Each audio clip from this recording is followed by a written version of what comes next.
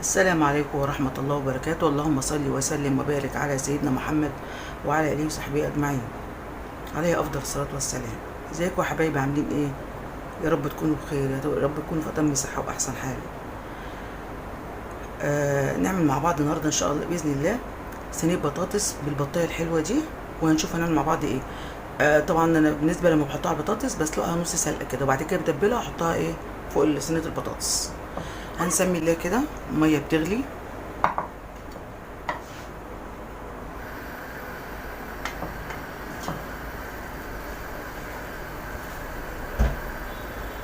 انا جايبه معايا طماطم وبصل وعود كرفس وحبه فلفل اسود وتوابل فراخ، نحطهم كده مع بعض بيدوا كمان نكهه حلوه كده. ونحط البطايه بتاعتنا الحلوه دي زي ما انتم شايفين كده. هي كده خلاص.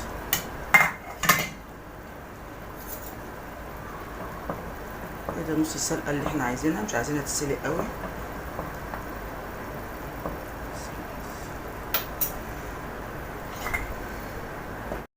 هنحط بقى البطاطس، صينيه البطاطس نرصها زي ما انتم شايفين. بصل،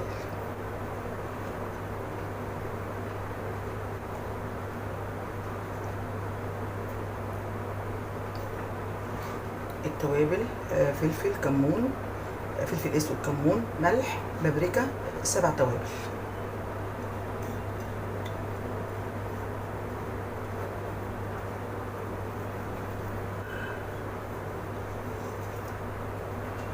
فلفل، دعكم بقى كده ببعض.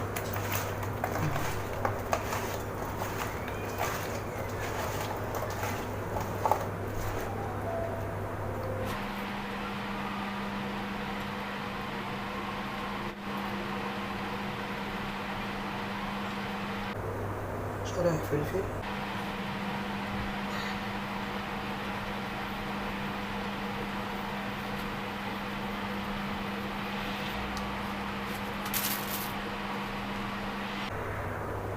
طماطم متقطعة،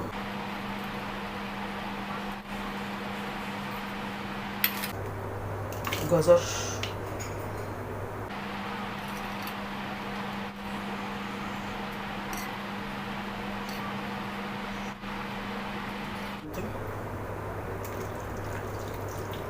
بحطها عشان ما سائل كتير، عشان تبقى يعني ماسكه نفسها كده، ما تبقاش فيها سوائل كتير.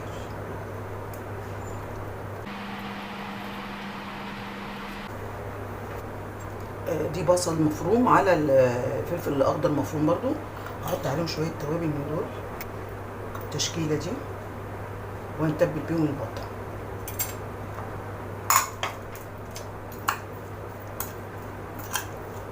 يعني او هنحشيهم من جوه.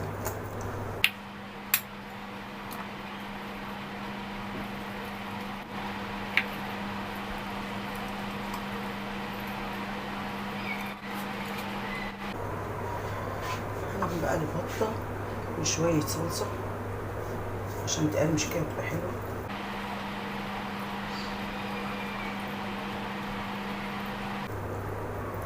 وهحطها في الفرن على 200.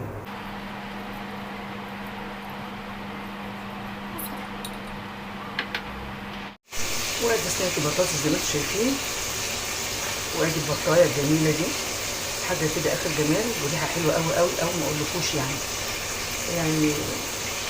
صينيه البطاطس يعني الناس كلها بتحبها اكيد، يعني بتبقى طاغيه على اي اكل الواحد بيعمله.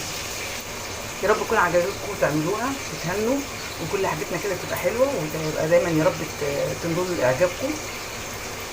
ولايك وشير وفعلوا الجرس عشان توصلكم. ميرسي قوي، السلام عليكم.